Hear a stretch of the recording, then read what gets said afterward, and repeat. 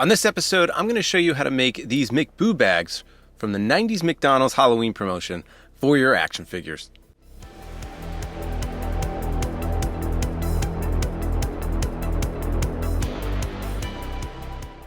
Welcome back, and if you've been following the channel for at least a couple weeks now since I did my unboxing and review of these NECA trick-or-treaters, you know that I absolutely love these. I'm still on the hunt for a few of them, but there were some things that left a little bit to be desired, and that was their candy pails and bags.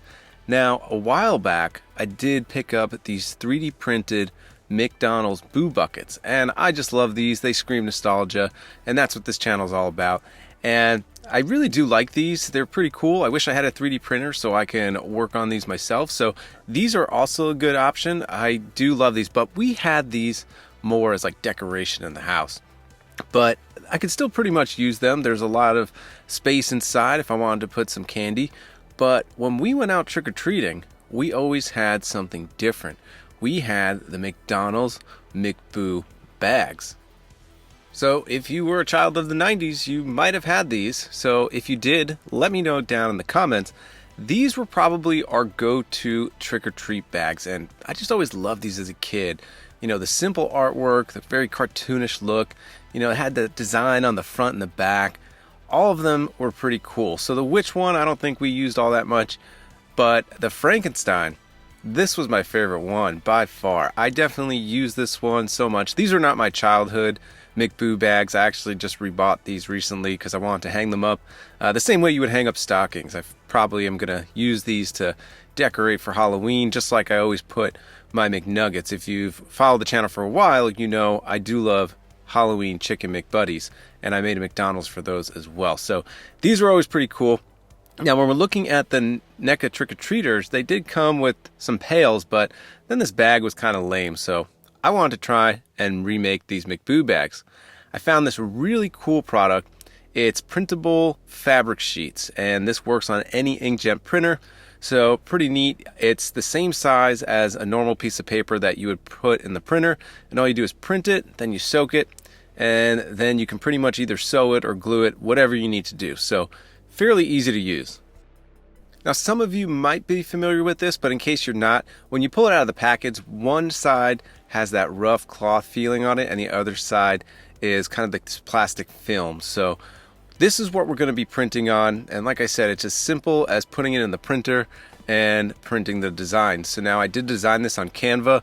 I am going to make this available for free, so if you want this, you can either email me or I'm going to try to make a Ko-fi account, but I just print it out and then it's pretty much ready to go. So now here's our sheet of our Mcboo bags, and I did put the front and back on as well, so this will be double-sided. And the first thing that we got to do is just fill up a Tupperware full of water. This one's perfect. It happens to fit the paper perfectly. And I'm just going to place that in there. First, I'm going to do it on its back, and then I'll flip it over and put it on the other side. I just want to make sure that this thing is getting full coverage of water. And then once that's good, you can go ahead and peel that plastic film off. Now you're going to want to let this dry for a little bit before we actually start working with it. So I just hung this up for a little bit and then started taking my X-Acto knife to it. You could probably use scissors if they're really sharp, but I found that the X-Acto knife worked really well. Now I did cut out this witch. It was the first one I cut out, and it was with a dull blade. So just another tip, make sure that you're using a fresh blade, because there's a lot of edges that were frayed that I had to go back and actually take off later.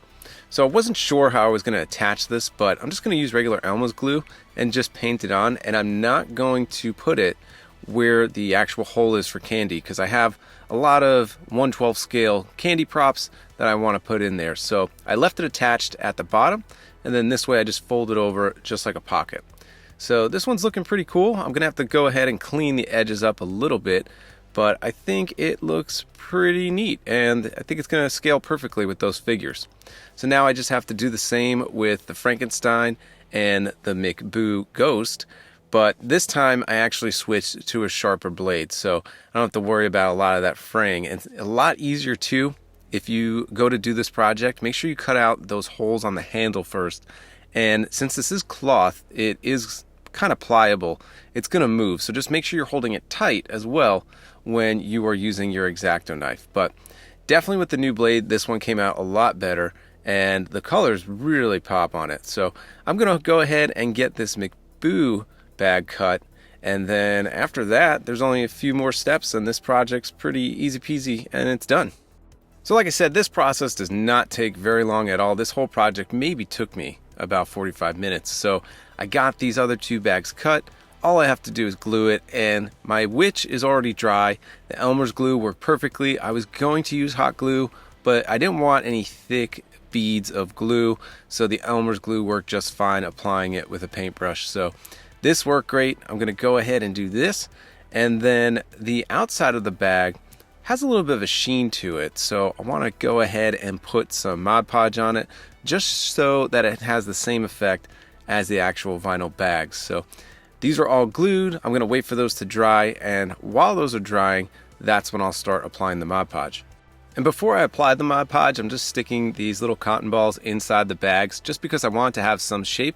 And when that Mod Podge actually hardens and sets in, I want it to have the shape kind of like the bag is full. So now that the cotton balls are in, I'm just going to apply the Mod Podge to the front and the back as well. So you see that wooden dowel. What I'm going to do is, once these are all Mod Podged, I'm just going to put the handles through the dowel, and then I'm just going to hang dry these. And I figured it was an easier way to get 2 sides done at the same time, and I'll let those dry, and that's it. This job is done. And there you have it, folks, a quick and easy project that you can do as long as you have a printer. Those printer sheets, they only cost about $10 and they come with 5, but I found them very versatile, and there's definitely times when I'm making dioramas and I wish I had some kind of cloth with print on it, and these are perfect. If you were building a diorama of a street scene with the front side of a store, this would be great to print off some kind of awning, you know, some kind of canvas sign, and I think this is a fantastic material. So now that I was able to replace this kind of dinky trick-or-treat bag with these cool McDonald's bags, you know, this is really cool to kind of see these in miniature form. And I have options. So I have those 3D printed buckets, and I have the ones that came with the NECA figures. So between that, the ones that I made, and the 3D printed ones, I would really want a bunch of these trick-or-treat figures to go with all of my Halloween decorations. So I think I'm going to actually put this display out in my living room for Halloween and enjoy it. So folks, hope you enjoyed this quick build.